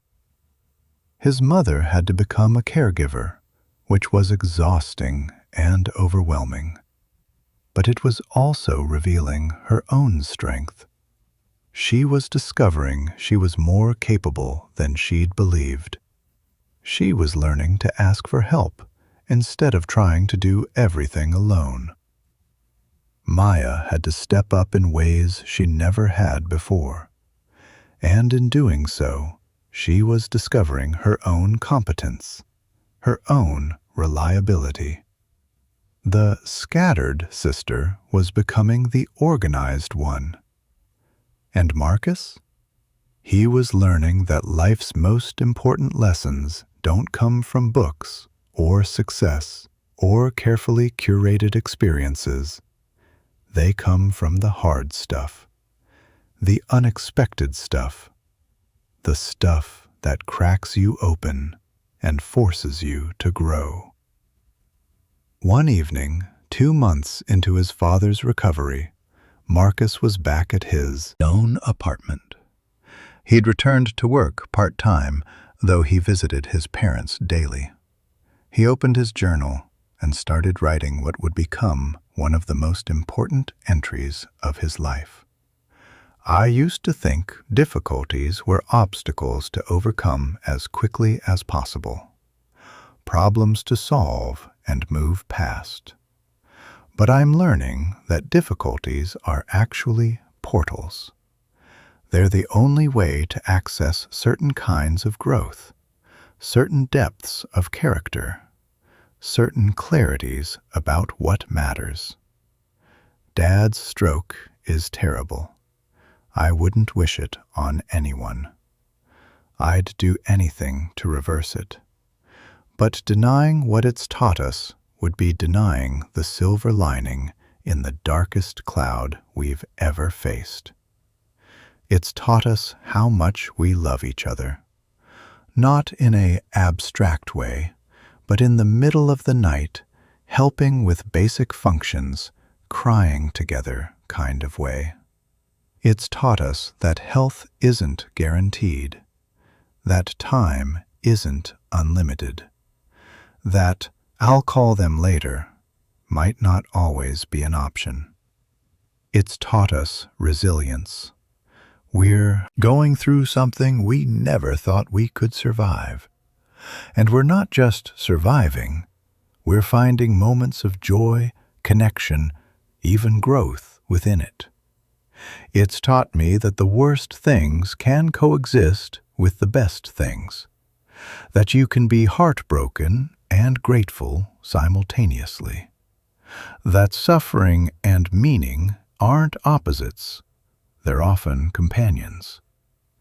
I don't believe difficulties happen for a reason in some cosmic sense. I don't think the universe gave Dad a stroke to teach our family a lesson. But I do believe we can choose to find meaning within difficulty. We can choose to let it break us open rather than break us apart. We can choose to be transformed by it rather than destroyed by it. That's the alchemy. Not pretending difficulty is good, but extracting wisdom from it anyway. Finding the opportunities hidden in the obstacles. Letting the chisel reveal something beautiful underneath. 3 months after the stroke, Marcus was having coffee with David. His friend had been incredibly supportive throughout the crisis, and Marcus was sharing his evolving perspective. "So, you're saying your dad's stroke was a good thing?" David asked, genuinely trying to understand. "No, God, no. It was horrible. It is horrible. He's still in recovery. He may never fully get back to where he was. I hate that this happened to him, to our family. But refusing to grow from it would be a second tragedy. The first tragedy is that it happened. The second would be going through it and learning nothing, connecting nothing, changing nothing. Does that make sense?" David nodded slowly. "Actually, yeah. It's like you can't control the difficulty, but you can control what you do with it." Exactly. And here's what I've realized. Every single difficult thing I've ever been through has made me who I am. The failures, the losses, the heartbreaks, the disappointments. They weren't fun, but they were formative. The easy times? I barely remember them. But the hard times? Those carved themselves into my soul. Those changed me. He paused, gathering his thoughts. I used to think a good life was one without difficulty. Now I think a good life is one where you meet difficulty with courage, curiosity, and a willingness to be transformed by it. That's profound, man, David said quietly. And honestly, watching you go through this, seeing how you've handled it, it's inspired me. I've been avoiding some hard conversations in my own life, some difficult changes I need to make. And I kept thinking, it's too hard. But you've shown me that hard isn't a reason not to do something. Sometimes hard is exactly where you need to go. That conversation planted something in Marcus's mind. The book's final lesson had been brewing in the background, waiting for the right moment to emerge. And that moment was now. The final lesson. Share your light. The next evening, Marcus opened to the book's final chapter. Share your light, the ripple effect of transformation. You've learned to embrace impermanence, to practice gratitude, to welcome discomfort, to know when to let go, to view difficulties as opportunities. These aren't just personal practices. They're meant to be shared. not by preaching them, but by living them, not by telling people what to do, but by showing them what's possible. When you transform yourself, you give others permission to transform too. When you face your difficulties with courage, you show others that courage is available to them. When you practice these principles visibly, authentically, imperfectly, you create ripples that extend far beyond what you can see. Your light isn't meant to be hidden. It's meant to illuminate the path for others.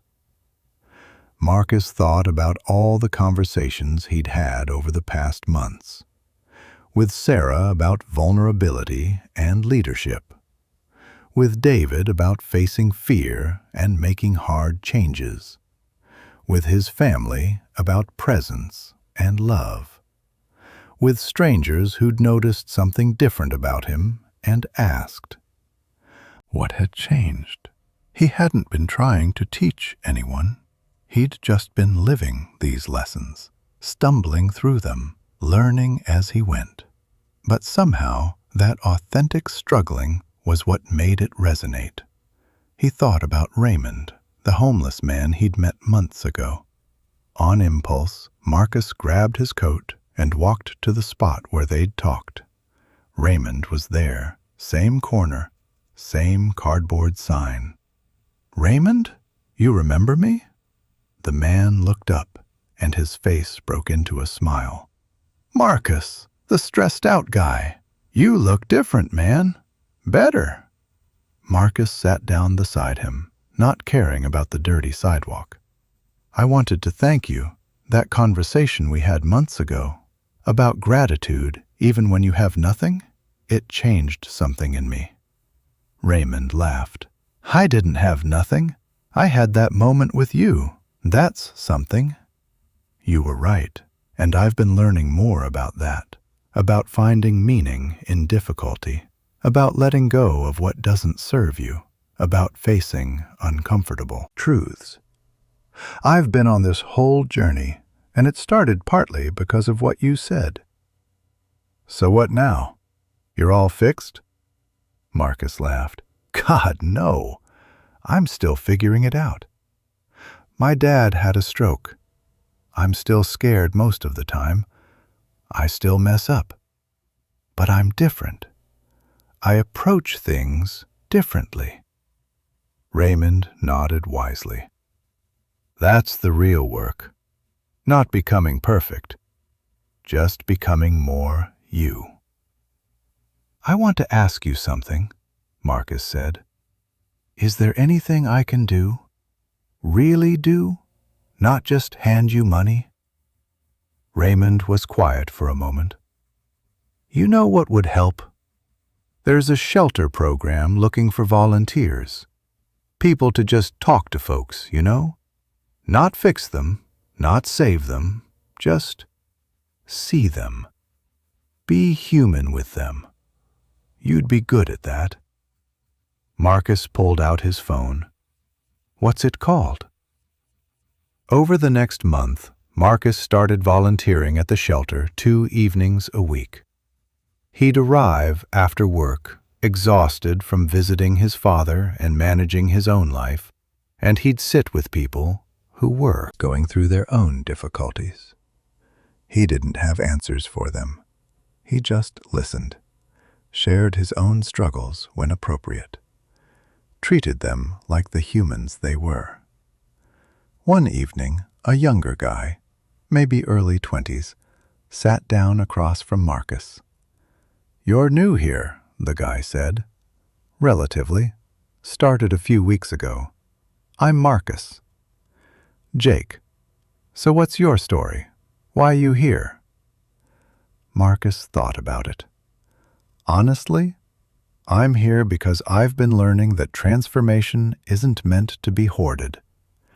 When you figure something out, when you grow somehow, there's a responsibility to share that. Not by preaching, but by showing up. By being present with people who are going through hard stuff and saying, 'Me too.' I don't have it figured out either, but we can figure it out together. Jake nodded slowly.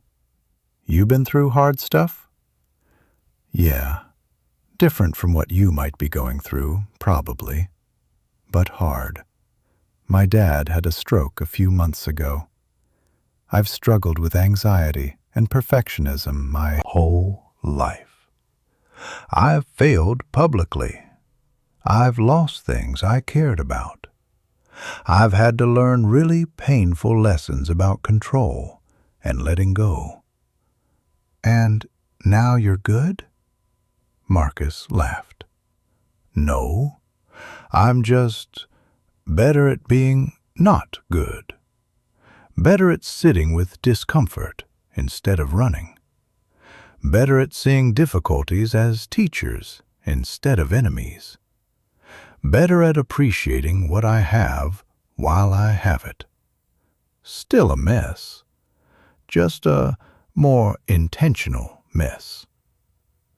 Something in Jake's face softened. Everyone here acts like they got answers. Like if I just do this program or follow these steps, I'll be fixed. But you're saying you're still figuring it out too? Completely. The difference is I'm not waiting to be fixed anymore. I'm just trying to grow. One day, one choice, one uncomfortable moment at a time. That conversation stayed with Marcus. A few weeks later, Jake approached him again. Hey man, I've been thinking about what you said, about not waiting to be fixed, about just growing. And I applied for a job. First time in 2 years. Scared as hell, but I did it. Marcus felt something warm spread through his chest. Jake, that's huge. How'd it feel? Terrifying, but also, I don't know, like maybe I can do this. You can. And even if this specific job doesn't work out, the fact that you took this step, that's everything. At work, Marcus had a similar experience. He'd been mentoring a junior employee named Lisa, who was struggling with the same perfectionism that had plagued him. One day, she came to his office in tears. I messed up the report. Sarah's going to be so disappointed. I'm going to get fired. I knew I wasn't good enough for this job. Marcus gestured for her to sit. Lisa, can I tell you something? Last year, I gave a presentation that crashed and burned. I mean, really failed.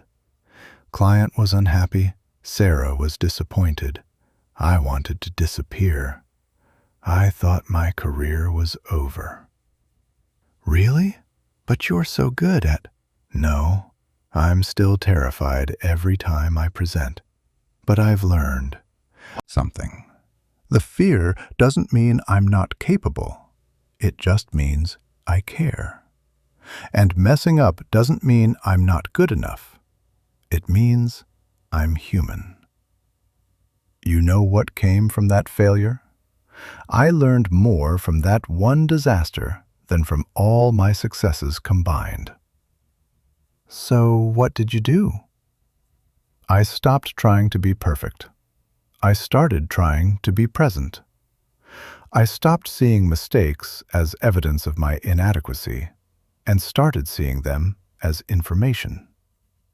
This report you messed up? It's just data. What did you learn from the mistake? How can you do it differently next time? That's all that matters. Lisa was quiet, processing. You really believe that? I'm learning to, every day. And you know what?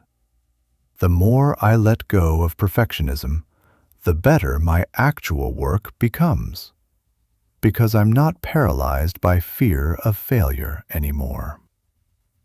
2 weeks later, Lisa knocked on his office door with an update. Hey, I wanted to tell you, I fixed the report, but more importantly, I didn't spiral. I made the mistake, I learned from it, I moved forward. That conversation we had, it helped, so thank you. Marcus realized something profound. His transformation wasn't just personal anymore. It was creating permission for others to transform too. Not because he was perfect or had all the answers, but precisely because he didn't. His authentic struggling was more inspiring than polished success could ever be. At his parents' house one evening, helping his father with exercises, his dad said something that stopped Marcus cold. You know what's changed most? Your mobility is getting better every week, Dad. No, not me. You. His speech was still slow, but clearer than it had been. You've become different, stronger. Not just muscle strong, soul strong. Marcus felt tears prick his eyes. You think so? I know so. Before, you were always running, always stressed. Now you're here, really here. Even in this mess, you're here. I learned from you, Dad, watching you fight to recover, watching you accept help even though it's hard. That's the strongest thing I've ever seen. His father smiled. We're teaching each other. Yeah, we are. His mother, overhearing from the kitchen, came in and sat with them. You know what I've noticed? This whole family has changed, not just because of what happened to your father, but because of how we've chosen to respond to it. We're closer now, more honest, more present with each other. Maya, visiting for dinner, joined them. Marcus, seriously, you've inspired me. I've started doing that gratitude thing you mentioned, writing down 3 things every day.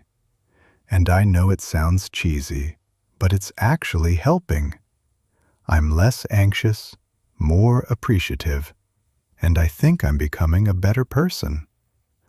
Marcus looked around at his family, his father rebuilding himself one movement at a time, his mother discovering her own strength, his sister growing into someone he deeply admired. This difficulty had cracked them all open, and instead of breaking, they transformed. That night, Marcus wrote what would be his final journal entry about this particular chapter of his journey. 6 months ago, I was a different person, controlled by perfectionism, terrified of discomfort, holding on to things that no longer served me, seeing difficulties as enemies, living life like I had infinite time and second chances. Then I picked up a book, started a practice, began a journey. I learned that everything is temporary, the good and the bad, and that peace comes from accepting that truth instead of fighting it. I learned that gratitude isn't about denying struggles, but about seeing beauty alongside struggle. I learned that discomfort is the doorway to growth, and that courage isn't the absence of fear, but action despite it. I learned that letting go isn't giving up, it's making space for what's next. I learned that difficulties aren't obstacles to a meaningful life. They're how meaning gets forged. But most importantly, I learned that transformation isn't meant to be hoarded. It's meant to be shared. Not by preaching, but by living. Not by having answers, but by authentically struggling through the questions. My dad's stroke was devastating, but it was also revealing. It showed us who we really are when everything gets stripped away. It taught us what actually matters. It connected us more deeply than 30 years of comfortable life had done. I'm not grateful for the stroke, but I'm grateful for what our family chose to do with it. We chose to lean in instead of fall apart. We chose to find meaning instead of just surviving. We chose to let it transform us instead of destroy us. And now I'm learning the final lesson. My light, imperfect, flickering, still finding its way, can help illuminate the path for others. Not because I'm special or enlightened, but because I'm willing to share the journey, the struggles, the failures, the small victories, the ongoing work of becoming. This isn't the end of the story. It's more like the end of the beginning. I'll keep practicing these lessons for the rest of my life. I'll fail at them regularly. I'll forget them in moments of crisis and have to relearn them. But that's the point. This isn't about arriving at perfection. It's about the continuous practice of showing up, growing, and sharing that growth with others. When things don't go your way, and they often won't, you have choices. You can resist reality and suffer, or you can embrace impermanence, practice gratitude, welcome discomfort, know when to let go, view difficulties as opportunities, and share what you've learned. Not all at once, not perfectly, just one moment, one choice, one practice at a time. That's enough. That's everything. 3 months later, Marcus stood in front of a room full of people. It was a community center evening workshop he'd been asked to facilitate after word spread about his volunteer work at the shelter. The title, When Things Don't Go Your Way, Finding Meaning in Life's Difficulties. His hands were shaking. His mouth was dry. Every old instinct screamed at him to run, to make an excuse, to avoid this discomfort.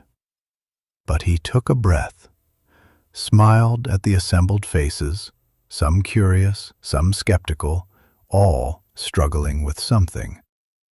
And he began. Hi, I'm Marcus, and I want to start by saying I don't have this figured out. I'm not here as some guru or expert. I'm here as someone who's been through some things, learned some lessons, and found that sharing them helps both me and others. So if you're expecting polish and perfection, you're in the wrong room. But if you're okay with honest, messy, real conversation about how to navigate life when it doesn't go according to plan, then welcome. Let's figure this out together. He looked out at the room and saw nods, saw people leaning forward, saw the same hunger for authenticity that he'd felt 6 months ago when he first opened that book. Let me tell you a story. 6 months ago, I gave the worst presentation of my career. And as Marcus spoke, vulnerably, imperfectly, authentically, he watched something beautiful happen. People began to soften, to open, to recognize themselves in his story, to realize they weren't alone in their struggles. After the session, a woman approached him. "Thank you," she said simply. "My husband died 3 months ago. Everyone keeps telling me to be strong, to move on, to look for the silver lining. But you You said it's okay to struggle, that the difficulty itself can teach us without us having to be grateful for it. That helped more than you know. A teenager came up next. I'm failing chemistry and I thought I was just stupid. But what you said about mistakes being information, not identity, I think I needed to hear that. An older man, tears in his eyes. I've been trying to control everything since I retired. Scared of losing relevance. But that thing about letting go, about opening your hand, I'm going to think about that.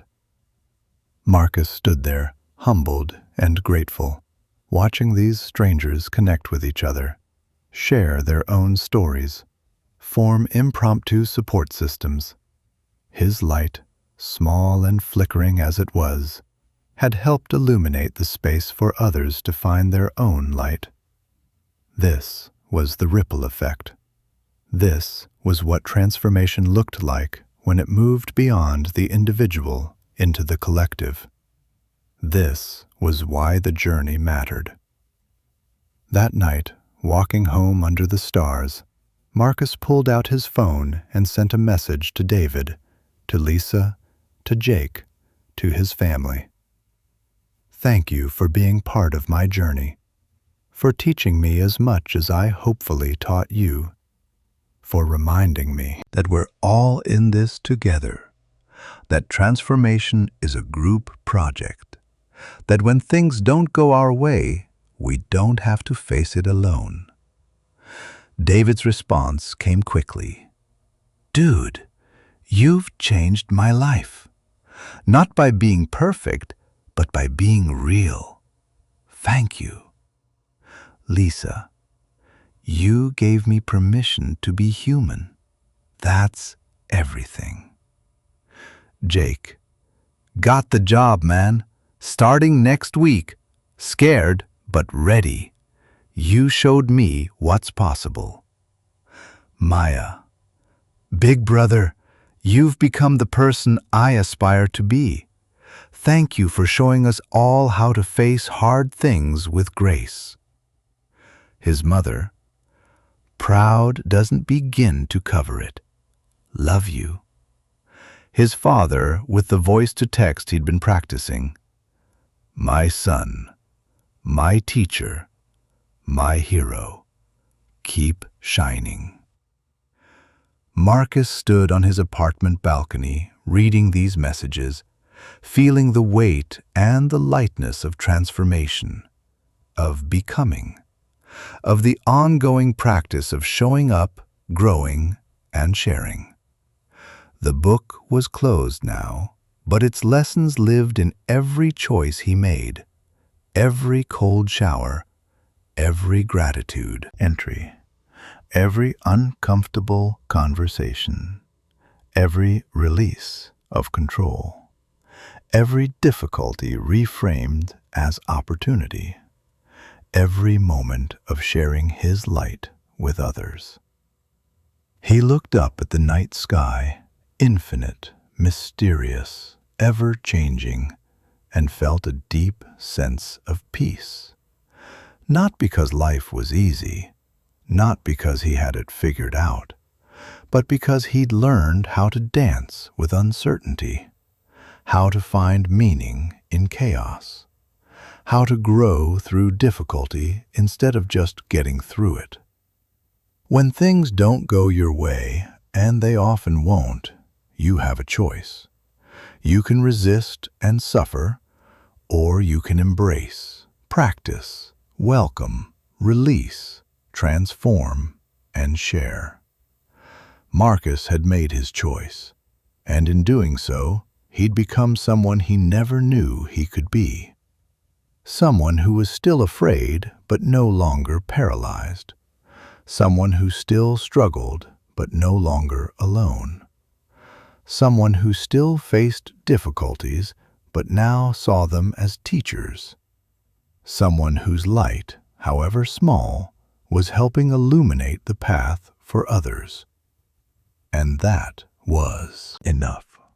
That was everything. That was life, when you stopped waiting for it to go your way and started learning to walk the way it goes. Epilogue. 1 year later, Marcus published his first book. Not a how-to guide or a collection of platitudes, but an honest memoir of transformation, of falling apart and rebuilding, of learning to live when things don't go your way.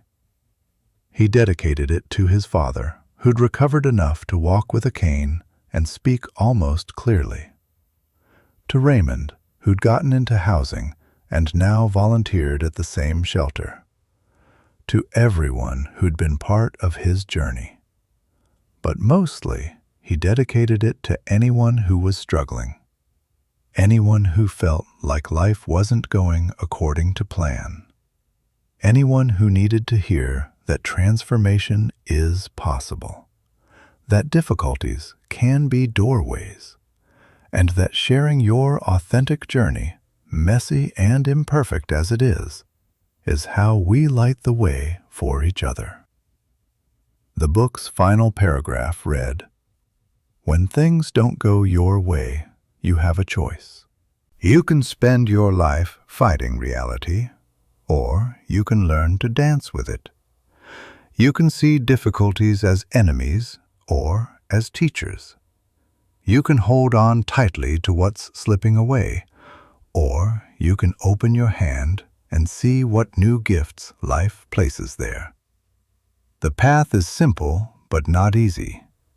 Embrace impermanence, practice gratitude, welcome discomfort. Know when to let go, view difficulties as opportunities, and share what you learn. Not perfectly, not all at once. Just one moment, one choice, one practice at a time. That's the journey. And you don't have to walk it alone." Marcus closed his laptop and looked around his apartment. The same space, but somehow different. A photo of his family on the wall. Raymond's phone number saved in his phone.